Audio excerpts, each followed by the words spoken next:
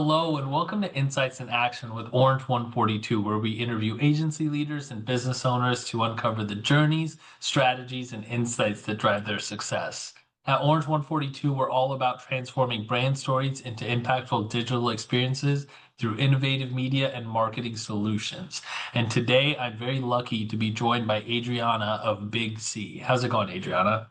Very well. How are you? I'm good, and thank you so much for being here today. And I would love to just start this off, Adriana, by learning a little bit more about you and learning a little bit more about Big C. Great. So I am the president at Big Sea. This is actually my 13th year with the agency. And so we are a digital marketing agency. We started the base of in St. Pete, but now as so many people, we've dispersed a bit. So we have team members in North Carolina. We have someone actually in Bend, Oregon. So we're a little spread out, but we've got a good little cluster in St. Pete, Florida, still, as well as a cluster in Asheville, North Carolina.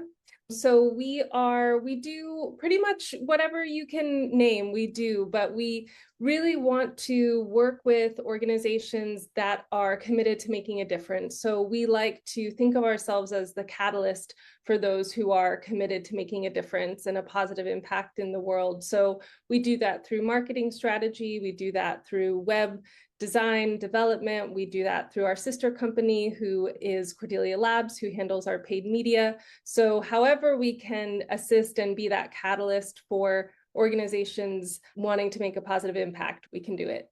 Awesome. First of all, we were talking about St. Pete a little bit before the podcast, but you guys are in Asheville. That's my favorite city in the US, actually. I love that place. So that's really cool. So you Yes. guys really know how to pick your places, which is awesome. And I love that your mission really centers around being a catalyst for organizations that drive social and environmental change. But I'm curious, how do you ensure that your marketing strategies stay mission aligned while still delivering on performance? I think that firstly, having really good discovery, having really good research, understanding what the organization's goals are, and sometimes, as I'm sure yourself, you have to be a support for even finding out what those goals are. People, agencies, or organizations come to us and they have an idea of what they want to achieve. And unless we have a really sound research and discovery phase where we're crystal clear on what the objective or what the outcome is, then you certainly aren't going to be able to get to the point where you're delivering those results. But we want to make sure that if the organization's core values and what they're trying to achieve are aligned with what we want to support as well, then really it's business as usual in terms of what strategies you're going to recommend, how you're going to measure those, and what kind of reporting. I think having Cordelia Labs, our media partner, work with us as well. We have a great support team as far as reporting when it comes to paid media. We have dashboards for all of our clients, whether we're meeting on a monthly basis or bi-weekly, going over the progress, the status reports, and things like that. So I don't think there's really a friction between those two things. Yeah, for sure. I think that the biggest thing I had realized, I've been involved with a lot of charities, for example, personally, and like just with agencies and whatnot, is that there's always this need, those who want and this desire to do good in the world, but there's always an obstacle when it comes to maybe funding, which is really sad and it sucks, or just the amount of technology and what their knowledge is in terms of what marketing can do for them was always some hurdles to cross. Do you guys run into that a lot? And if so, how do you guys overcome that type of stuff? I think that we do run into that. And I think how we overcome it is getting as scrappy as we need to be with our clients. And when I say that, where are they, and meeting them where they are at how much they know about the tools that are available to them, and showing them things that might be much easier to use if they just understand how it works. Our marketing strategists can assess where they're at in their journey, what tools are they not utilizing that we can show them, what can we bring, and how do we augment their team. So what are they really great at, and then where do they need us to come in and have a more strategic eye, or have the ability to bring disparate parts together. So I think understanding who they are, what their team makeup is, what their strengths are. And so then we can port in however they need. So it can get really scrappy. It can get very, let's just bounce ideas off. Sometimes people just need someone else to be a sounding board and have confidence that they will say, that's a really great idea, but let me tweak it a little bit because we've seen some results with another client, or to say, I love the way you're thinking about that, but it's not going to work. And let me tell you why. Everyone's going to be different. You see a lot of same themes, but you still want to meet the client exactly where they're at and use their language and really support them to where they think, hey, you're my legit partner. I'm working with an agency, but you're my partner and you're part of our marketing team. It's so much of how you describe like agency relationships. I love it. It's like and I was just talking about this too, that when you're with a client, like it's like a marriage. Like you're picking a spouse and you're going to be with this client and this client's going to be with you for a long time. And you have to know that you guys are going to be, you guys might butt heads at some points, but you guys should both bring something to the table. There's so many really interesting parallels. And I love that you guys are willing to get so scrappy with your clients because I think especially in the world that you're in, you do have to be able to get really creative around some of the obstacles that like nonprofits face, for example. You know what I mean? So that's awesome. And Yeah, I totally agree. When you said that about a partnership, I was just listening to a great podcast with Simon Sinek, and he was describing the relationship of giving advice to people who are looking for a publisher. And he said, I always tell my friends who ask to pick the publisher who you will fight with the best. And mm, that just reminds me of what you're saying is you will come into conflict, but conflict can be good, but it has to be, the chemistry has to be there, the respect has to be there. But you should butt heads a little bit because then you're trying things, you're failing together, you're improving together. It shouldn't be smooth sailing all the time because then perhaps you're not pushing it, you know? yeah. And then at the end of the day, you need to get results. So you're going to have to push it Uh, sometimes. Yeah.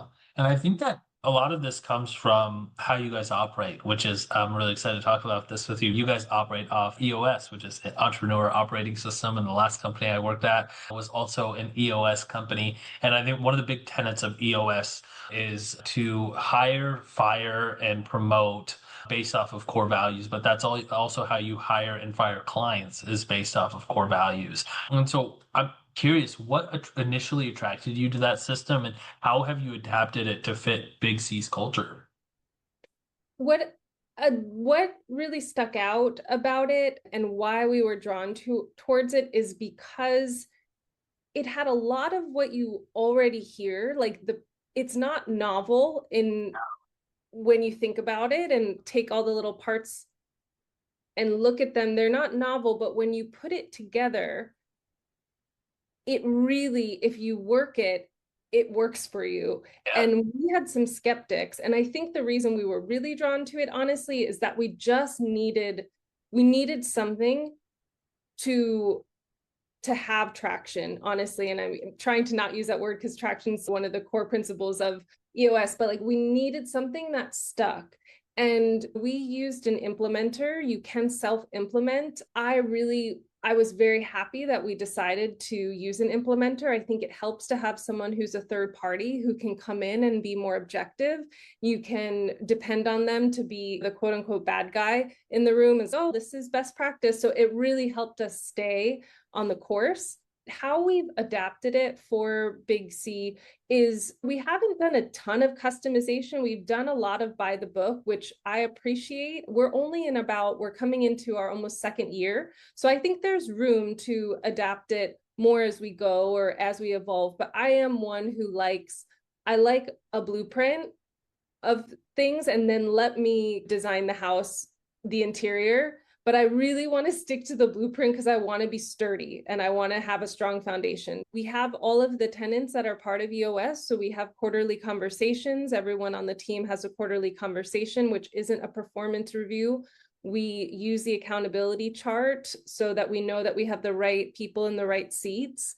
We're really strong with our core values. So we use a software called Bonusly, where you can give kudos to your teammates and give them points, and they can use those to cash out on PayPal, they can donate to an organization, a charity, they can buy Amazon, whatever, but you have to use a hashtag, and we all our hashtags are our core values. So small ways like that where we're constantly using those core values and talking about them. We were an agency who had a physical office who had the core values on the wall. So your typical, you don't want to just have them on the wall, you want to live them. So we did that too. But I think we've stuck pretty true to the tenets of EOS, at least for now. And our implementer was very clear, like when you're at a crossroads, you decide what makes sense for you all. You have to do it in a way that's sustainable. And I understand that makes sense to me.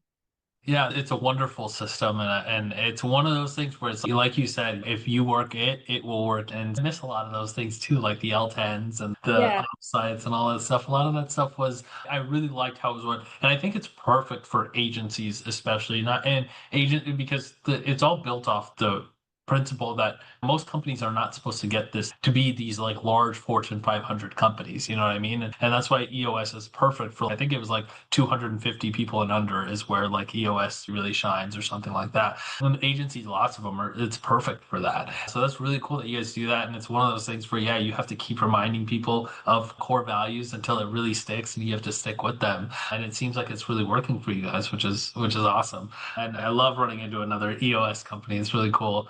But Adriana, this has been awesome. And where can people learn more about you and where can people learn more about Big C?